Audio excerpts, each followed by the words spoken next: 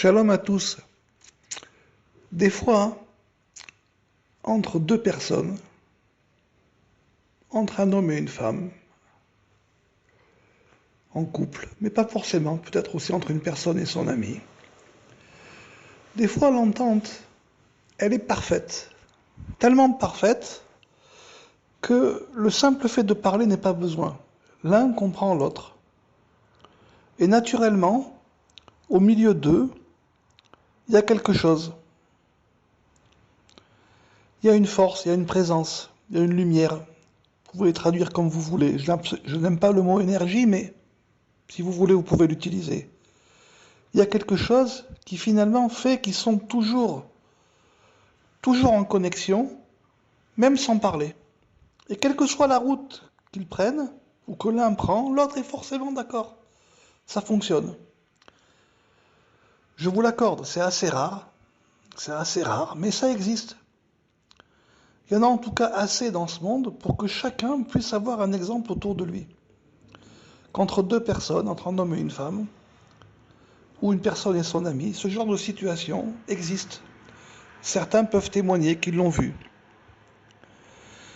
Il y a, on pourrait dire en dessous de cela, un rapport entre un homme et une femme, ou entre une personne et son ami. Le fait que les deux s'entendent parfaitement, mais entre eux, il n'y a rien, il n'y a pas de projet. S'ils voudraient rester là, comme ça, sans rien faire, ils pourraient rester une vie. Ça serait paisible, mais il n'y aurait rien. Ils sont obligés, pour faire quelque chose, de déclencher un projet. Ils sont obligés de passer vers une action et vers une parole. Sinon, ils sont égaux, mais c'est plat. Mais ils sont là, ça fonctionne. On pourrait dire en dessous de ça, il y a une troisième type de personne, qui peut être un rapport entre un homme et une femme, ou entre une personne et son ami, où, pour qu'ils puissent avoir un échange, c'est comme si aurait besoin de monter et un autre aurait besoin de descendre un peu pour pouvoir se comprendre. Naturellement, ils ne parlent pas le même langage. Il y a un effort à faire. Ça peut être un effort le fait de monter ou un effort le fait de descendre pour un autre, ça dépend. Ça, c'est encore dans une situation assez bonne. Et après, ça ressemble à quoi ça? Ça ressemble finalement à la structure de la lettre Aleph, la première lettre de l'alphabet. Un vav au milieu, un point en haut et un point en bas, quand on la simplifie, la lettre. Et donc pour pouvoir se rencontrer, parfois il faut qu'il y en ait un qui descende ou un qui monte. Et sur l'axe central, comme l'axe de mesure d'une balance, c'est un peu comme une balance, on va l'équilibrer. On met le bon poids de chaque côté, ils peuvent se rencontrer. Or, parfois, ça c'est encore un bon cas de figure, mais parfois, pour pouvoir se rencontrer, dans les règles de l'écriture, la lettre Aleph n'est pas toujours avec un point en haut et un point en bas. Des fois, il peut y avoir un point en haut, et des fois, en bas, il peut y avoir pas un point, mais un peu moins, un dalet, 4. Ou des fois, le dalet peut être en haut et le point en bas. Alors, le fait de descendre ou de monter ne suffit pas. Il faut être capable parfois d'abandonner le vav, l'axe central, sa route, sa raison, sa justice à l'autre. Le fait de dire, bon, mais c'est pas grave, même si j'ai raison, si je vais dans la voie qui me donne raison, eh ben, il ne peut pas y avoir de communication parce que l'autre ne peut pas l'entendre. Alors c'est pas grave, je m'annule. C'est valable pour un homme comme pour une femme, hein, ça va dans les deux sens. Hein. On s'annule et on donne sa route. Le vav, c'est la route droite, la route qui est juste. On la donne à l'autre. Parce que 4, un dalet et un vav, 6, ça fait yud. Donc à ce moment-là, on a 2 yud. Et donc on peut s'entendre.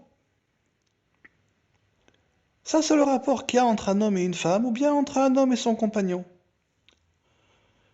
Et donc, on voit qu'il y a 3 niveaux de comportement.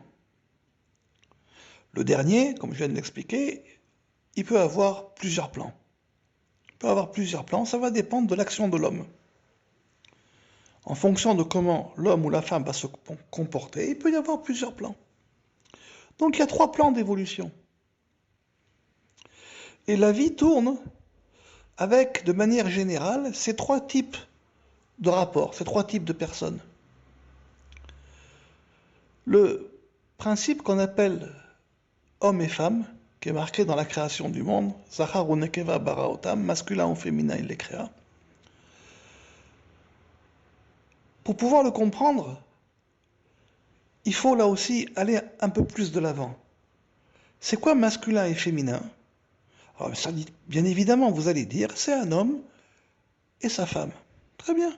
Mais au-delà de ça, c'est quoi? Ce sont 2 types de forces qu'il y a dans le monde.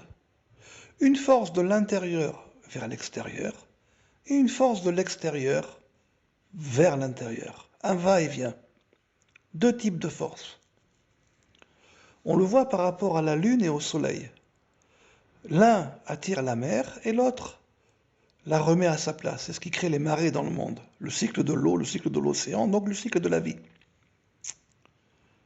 Et donc c'est ce qui amène un mouvement de vie. Ça, c'est un mouvement de vie quand les forces masculines et féminines sont parfaitement équilibrées. Quand elles sont parfaitement équilibrées, alors elles se rencontrent. Et c'est comme si elles amenaient finalement la pluie. Une pluie bienfaisante, une rosée bienfaisante dans ce monde, sans destruction. Ce qu'on appelle Geshmea Bracha, Tala Bracha. Une pluie de bénédiction, une rosée de bénédiction. Ça amène une réelle bénédiction dans ce monde. Une pluie apaisante. Et qui permet de faire grandir les choses, de faire grandir les plantes, les animaux, permet aux hommes de vivre dans un meilleur environnement. Donc un peu comme le rapport homme-femme, ou le rapport entre un homme et son compagnon. Ce sont donc des forces qu'il faut apprendre à équilibrer. Le premier homme, il a été créé masculin et féminin. Et il n'a pas réussi, pour le dire avec des mots simples, on ne va pas refaire les cours sur la dualité, il n'a pas réussi à trouver le côté féminin qui était en lui. Il n'est pas arrivé. On n'est pas là pour juger, on est là simplement pour voir ce qui s'est passé, pour pouvoir tirer une conduite. Donc il n'y est pas arrivé. Donc comme il n'y est pas arrivé, la Torah elle dit, il n'est pas bon que l'homme soit seul, l'otov, l'iyota adam, levado.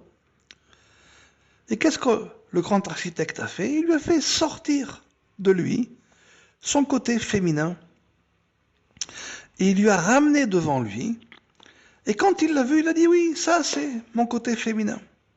Et il s'est uni avec elle. Donc ce qui veut dire qu'il n'a pas réussi à trouver le côté féminin qui était en lui.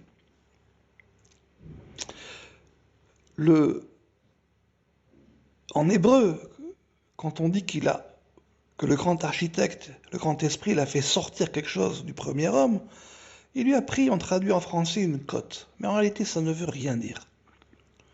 Il y a marqué, il lui a pris tsela. Bien évidemment, tsela, c'est une cote. Une côte de bœuf en hébreu. Vous avez employé le mot tsela, mais ce n'est pas ça que ça veut dire. En réalité, ce n'est pas uniquement ça que ça veut dire. Ça va bien au-delà. Tsela, simplement si on change la rythmique de lecture, tsel, aïn, c'est l'ombre du 70 qui est l'harmonique naturelle du 7. Donc, le cycle qui est lié à la semaine, d'où on tire. La semaine, c'est quelque chose que l'on tire du mois, donc qui est lié au cycle lunaire. Donc il lui a pris l'ombre du Haïn. Je vous ai déjà dit qu'il y a un Haïn supérieur, un 7 et un 70 supérieur, et un 7 et un 70 inférieur. Et au milieu, il y a quelque chose. Ce sont ces 3 rapports qu'il y a entre l'homme et la femme, entre l'homme et son compagnon.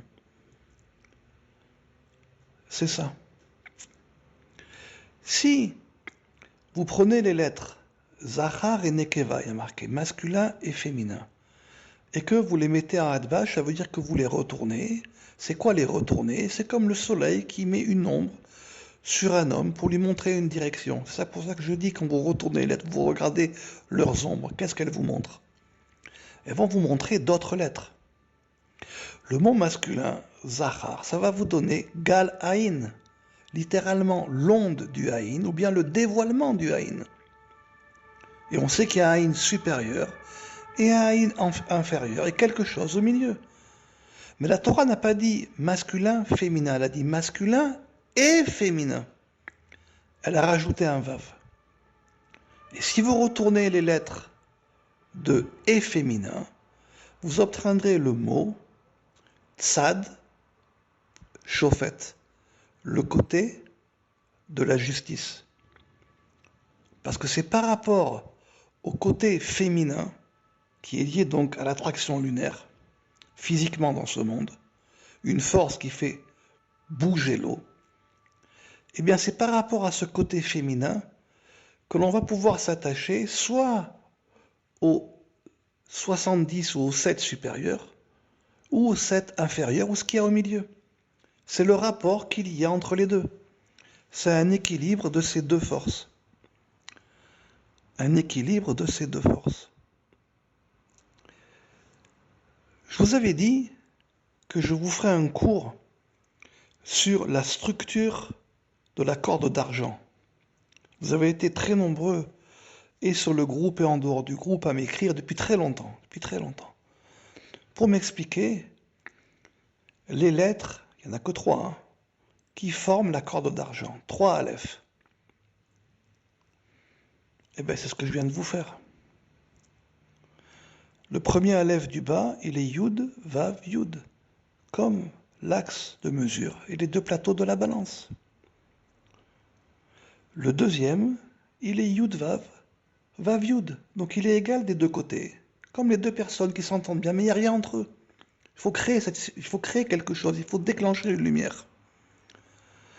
Et le troisième, plus haut, c'est aussi la même chose, Yud, Vav, Vav, Yud, et au milieu, il y a une lumière qu'on appelle Riv.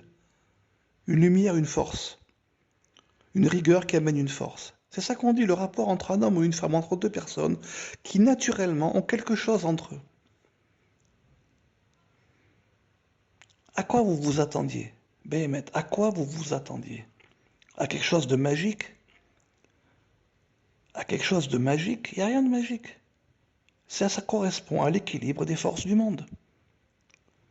Et il faut réussir à trouver ce côté féminin. Donc c'est pas la femme, c'est le côté féminin qui est en nous, dans chacun de nous, pour pouvoir être en équilibre avec l'ensemble des forces. Donc il faut réussir là où Adam Arishon n'a pas réussi. Adam Arishon a réussi à s'unir avec sa femme une fois qu'on a sorti le côté féminin de lui et qu'on lui a amené devant lui. On lui a amené devant lui. À ce moment-là, il a réussi à s'unir. Mais pour avoir le lien avec la corde d'argent, il faut réussir cela, à le trouver en nous. Pas évident.